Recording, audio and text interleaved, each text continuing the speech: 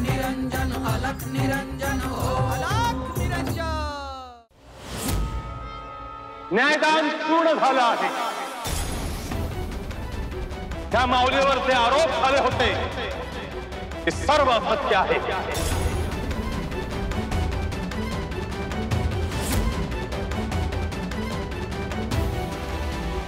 तुम्ही सगळ्यांनी पाहिलंय या दिव्य नागदेवतांनी त्या माऊलीला स्पर्श देखील केला नाही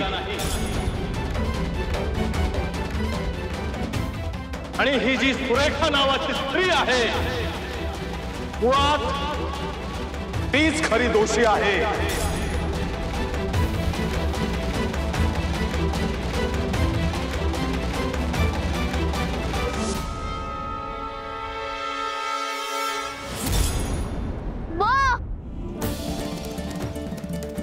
माधव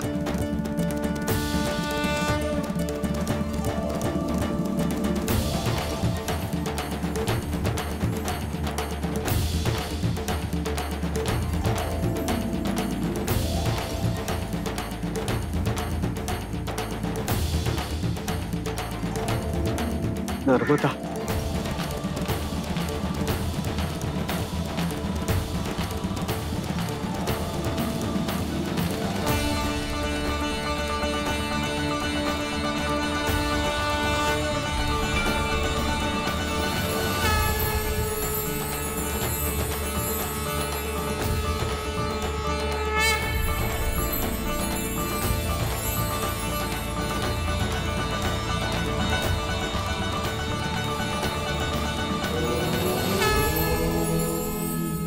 नमः शिवाय। आज इथे जो न्याय झाला आहे त्यासाठी नागदेवतांचं सहाय्य झालं आहे। याच क्षणासाठी ते इथे थांबले होते। आता मी नागदेवतांना आदेश देतो की नागलोकाकडे त्यांनी प्रस्थान करावं।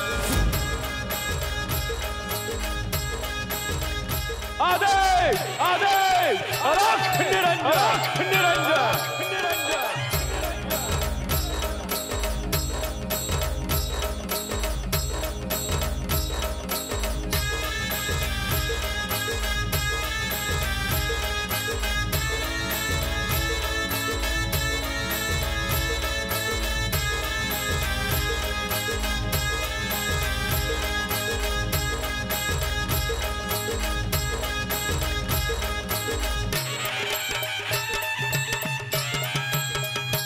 आता सगळे सुखाने रहा।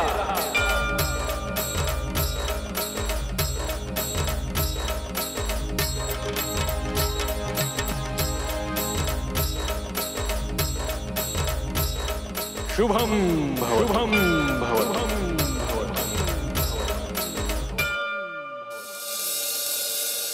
जी माऊली संकटात होती ती आता सुखाने संसार करेल। तिच्याकडून नाथ भक्ती घडेल। जिने तिच्यावर खोटे आरोप केले होते तिला त्याचे प्रायश्चित्त होईल। मुख्यतः ह्यानंतर सगळ्यांना हे समजेल की नवनाथांविषयी आदर प्रेम आणि श्रद्धा असेल तर ते कोणत्याही संकटातून तुम्हाला बाहेर काढतील। आपल्याला आश्रमात जायचं आहे गोरक्षा। दत्त महाराज आपली वाट पाहत आहेत। होय गुरुदेव, श्री दत्त महाराजांनी सांगितलं होतं की एक यज्ञ करायचा आहे। जेव्हा जेव्हा दत्त महाराज अशा पद्धतीने काही सांगतात तेव्हा तेव्हा त्यामागे खूप मोठा अर्थ दडलेला असतो। जिथपर्यंत आपली दृष्टी पोहोचते त्याच्याही पलीकडे त्यांना दिसत असतं। त्यामुळे जर दत्त महाराजांनी सांगितलं आहे की यज्ञ करायचा आहे त्यामागे निश्चितच काहीतरी कारण आहे, काही महत्त्वाचं आहे। गुरुदेव, असा यज्ञ करायचा म्हणजे अनेक संकट अनेक अडचणी उभ्या राहणार। गोरक्ष, काहीही झालं तरी यज्ञ पार पाडणं हे दायित्व आपलं आहे। ये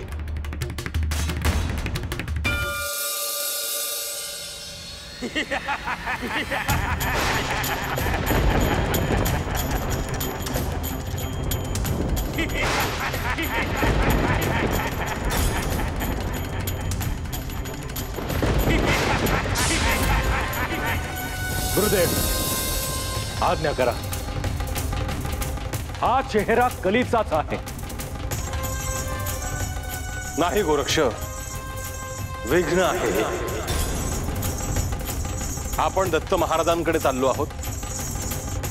आधी त्यांना भेटूयात, त्यांचं दर्शन घेऊयात. जर इथेच थांबलो तर आपल्याला विलंब होईल.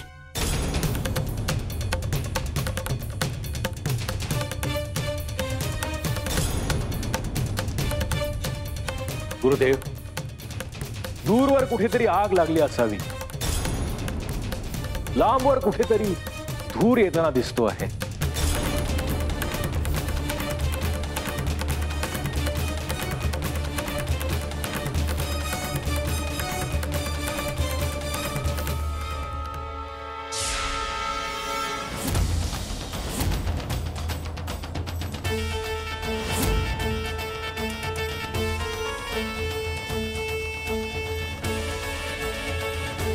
गोरक्ष, आपल्याला तात्काळ दत्त महाराजांकडे गेलो पाहिजे.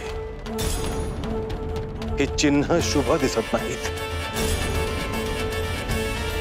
ये.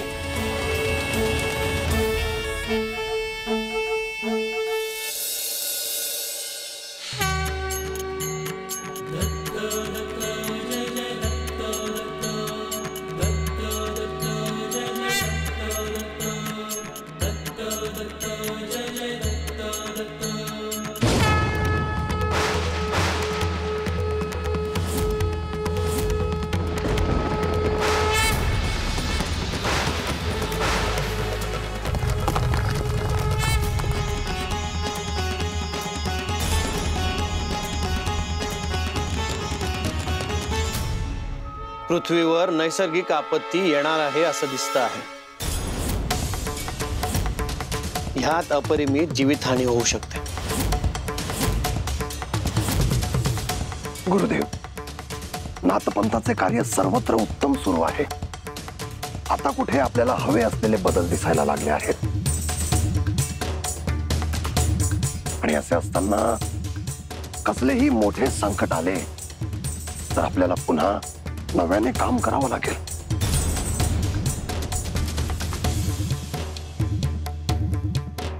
मी पण तोच विचार करतो आहे की आपल्याला काय करता येईल. गुरुदेव, आपल्या मनात आलं तर आपल्याला काही अशक्य नाही. हे सगळं कसं थांबवायचं याचा विचार करावा लागेल.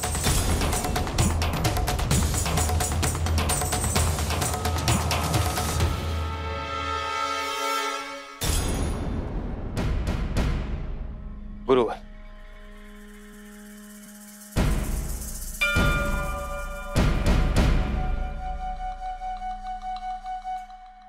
योग्य वेळी आला आहात.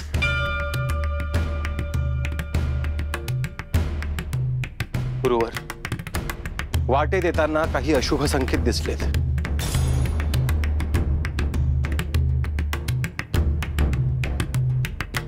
सृष्टीवर एक मोठं संकट येतं आहे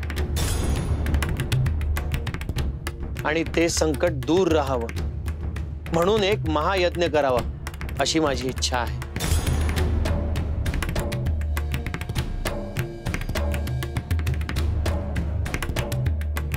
आपण आज्ञा करावी गुरुवर. तात्काळ महायज्ञाची पूर्वतयारी सुरू करू. शुभम भवतु. शुभम भवतु. शुभम भवतु.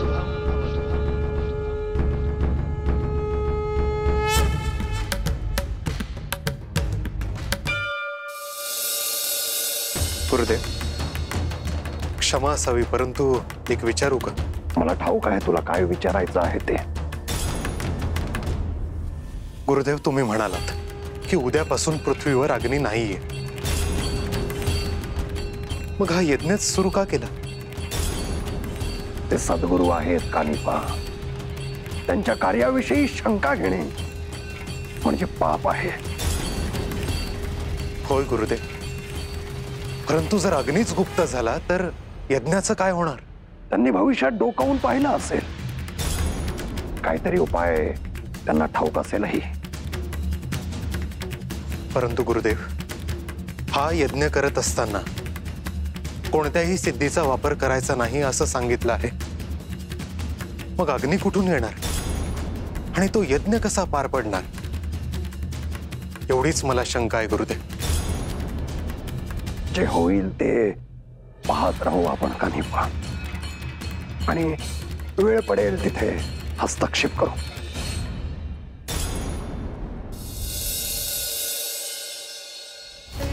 गुरुवर, यज्ञासाठी आवश्यक असलेली सामग्री एकत्र केली आहे. आपण सांगाल त्याप्रमाणे यज्ञाला सुरुवात करूया.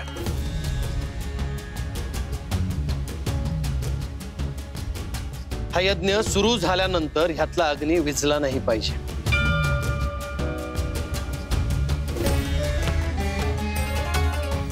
गुरुदेव,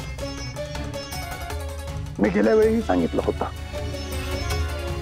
पुढे ज्या काही तिथी आहेत त्यानुसार उद्यापासूनच सगळ्या पृथ्वीवर 3 दिवस अग्नी नाहीये. त्यामुळे आपल्याला हा यज्ञ जर सुरू ठेवायचा असेल तर आपल्याला विस्तव कुठेतरी ठेवावा लागेल.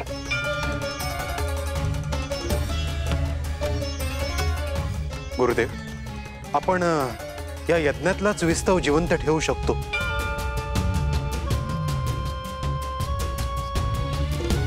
सगळ्यांनी आदिशक्तीचे स्मरण करूयात आणि यज्ञाला सुरुवात करूयात. या सृष्टीवर जे संकट येणार आहे त्या संकटाचे हरण होऊ दे.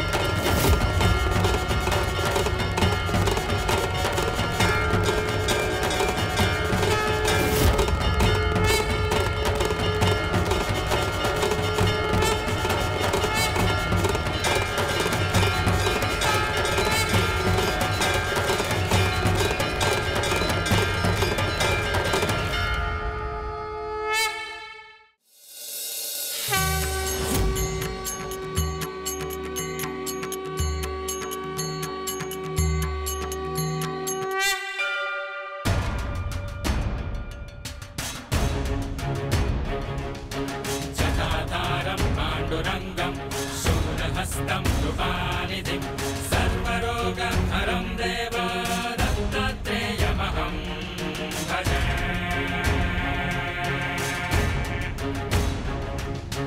ॐ दिगम्बराय विद्महे अग्निपुत्राय धीमहि तन्नो दत्तः प्रचोदयात्.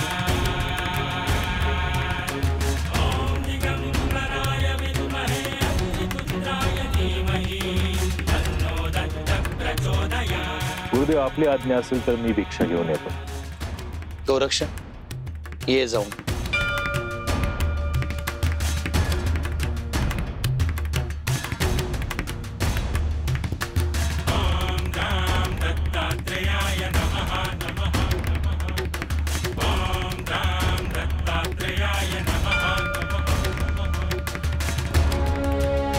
गोरक्ष,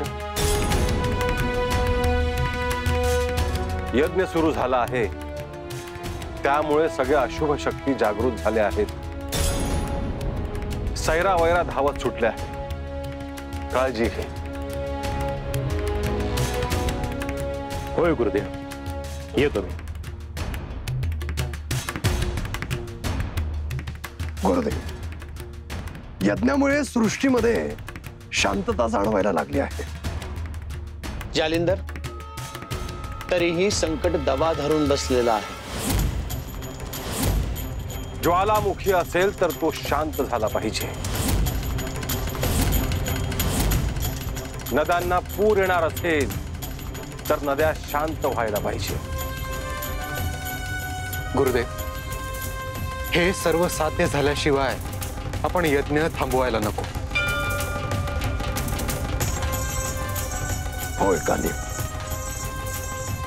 परंतु पुढील काही दिवस अग्नी नाहीये पृथ्वीवर.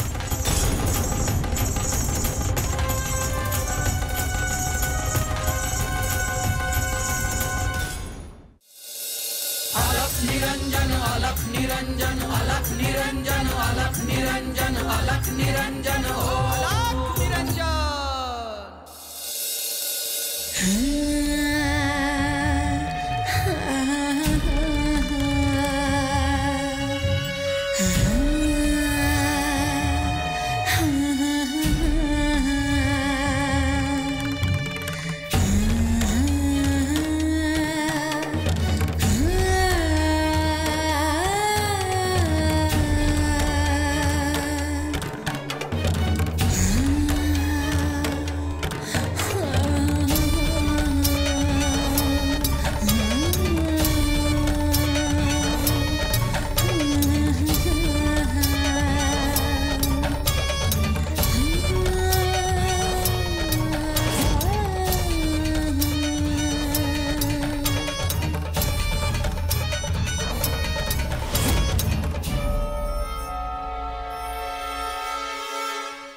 इतके सुंदर रूपवान योगी कोण आहेत?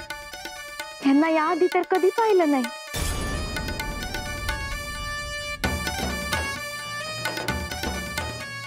यांना पाहिलं की असं काय होतंय मला?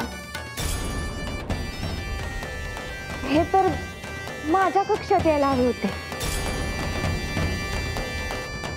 रूपवान पुरुष मी कधीच पाहिला नाही.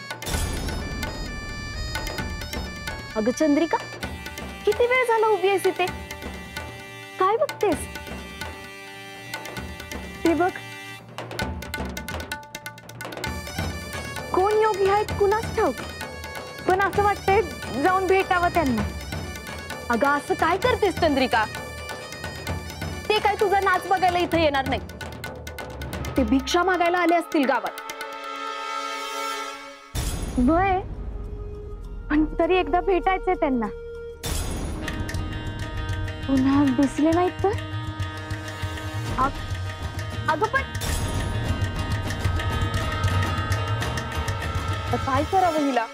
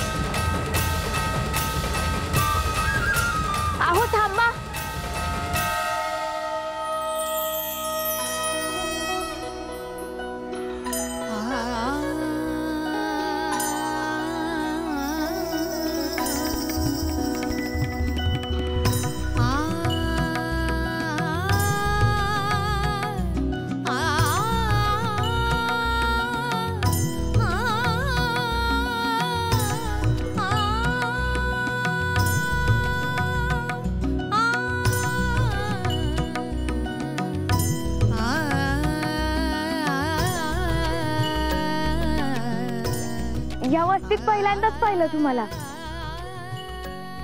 आपलं नाव काय? श्री मच्छिंद्रनाथ यांचा शिष्य आहे मी, गोरक्षनाथ.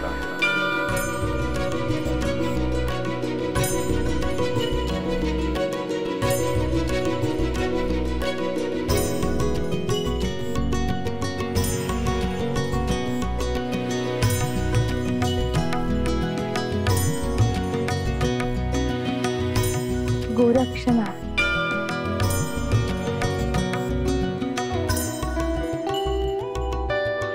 अगं त्यांच्या मागे मागे एवढं धावत आलीस, मग भेटले का ते?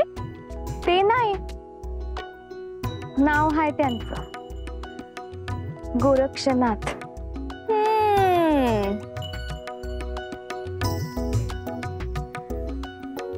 चल चंद्रिका, अगं लोक काय म्हणतील? अगं लोक काय म्हणतील याचा विचार मी कधीच करत नाही. आणि मला पुन्हा भेटायचंय त्यांना.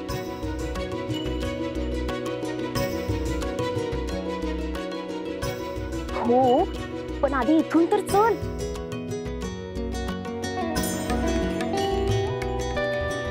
चल.